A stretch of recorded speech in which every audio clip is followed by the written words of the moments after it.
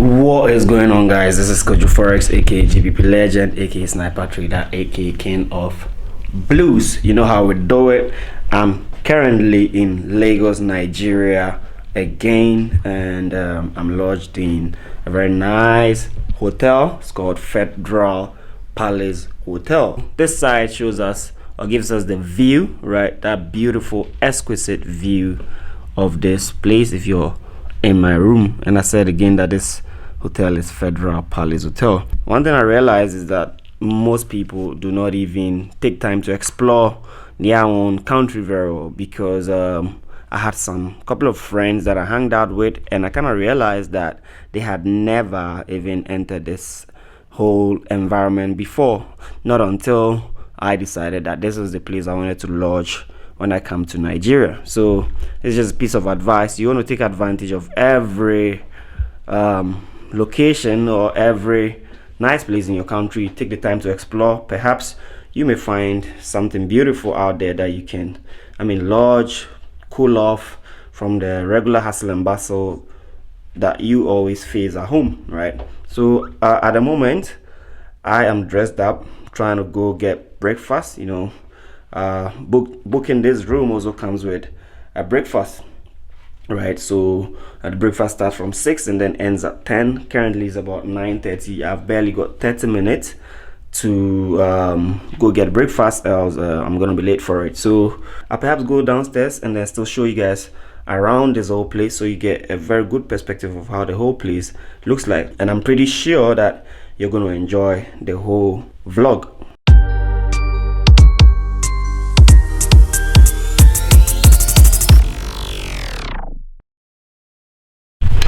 So I should say that it's been kind of an incredible 3 days here. Pretty much a very cool environment with somewhat a good reception and all that. And good morning. I enjoyed my 4 days out here. I believe that if I should want to visit Nigeria, Lagos again, definitely this would be a place that I wouldn't mind staying again, right? Everybody's kind of helpful out here. You ask people for help, direction, anything, they don't hesitate showing you around.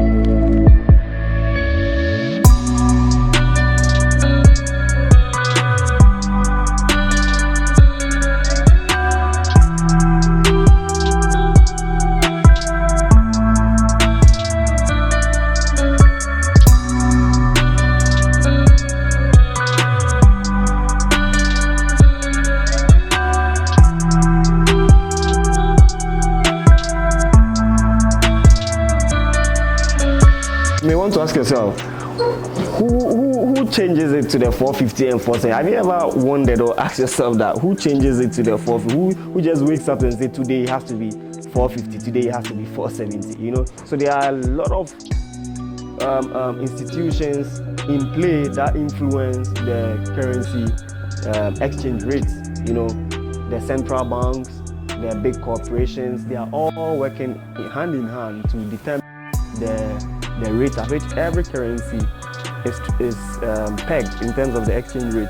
The same goes on with the other commodities, gold, oil, and even the stock indexes, right? The US 30, the NASDAQ, all the other ones. So anytime you're thinking about them, you don't want to think about them as just some random lines you want to find an entry to buy and sell and make money, right? So there's this. Usually when I'm doing my analysis, I usually start. So when I say top-down analysis, it's me breaking down the market from the monthly time frame all the way down to perhaps the 2 hour. That's the least time frame I like to do my swing analysis on, right?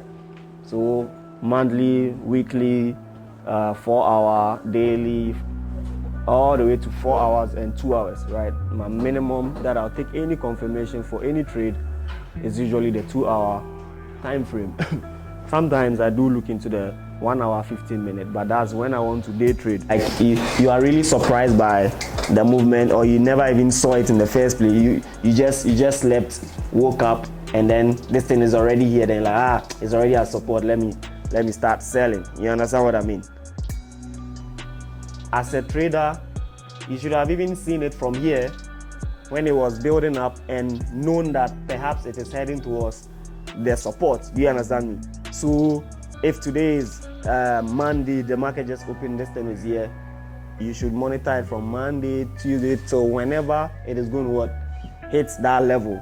You understand me? You prepare your mind ready for that zone.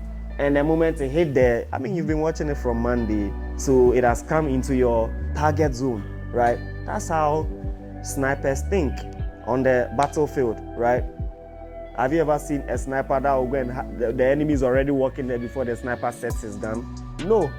You understand me? They set their gun so many days, sometimes like weeks or hours before the person is going to run into the range. I mean, you watch military movies, you know what I'm talking about, right?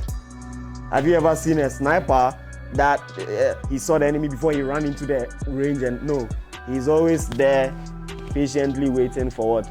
The targets to come into the field. Then what? They've already calculated the range, then boom, they take them out. So it's the same mentality that we are talking about here. So yes, I'm waiting for you here, just like the way I showed you the US 31, right? When I marked that 10,000, the market was just consolidating. But I mean, I'm sitting there waiting for you to come to 31,000. You understand me? And coincidentally or magically or whatever you want to call it, boom, it hits 31,000. To do, I need to take patterns or reversal formations there, and if it makes sense into what I know, which is what you're going to learn, right? And then the risk is reasonable, right? Then I take the trade, put my stop loss right above the range. Then I see how the trade is going to play off from there. So I'm never taken by surprise, you know. So when I say do not stand in front of a moving train, what do I mean? Like perhaps this market, like I said, first do not join the party when it's late. Like you didn't really catch that sell at the top, you're trying to now find continuous sell at the very middle point there, right? Like it is not really making sense. Don't stand in front of a moving train. The market is coming down. You've not identified any key potential level for it to reverse. You understand me? And you've not also read into your candlestick patterns that signifies a possibility of what? A trend, a directional change. Then you start buying. You're standing in front of a moving train. The momentum will run over you. You will take a loss. Do you get what I mean? That's what so many people do. Like they just see this, it hits a particular level, and then it's supposed to buy. Let's just buy. You don't know how strong that momentum is at the moment, right? So you take a buy, then there is another dip there. Then all of a sudden you're in a big drawdown, you know, and then it keeps moving before you're like, your account is blown. You understand me? So you should always have that two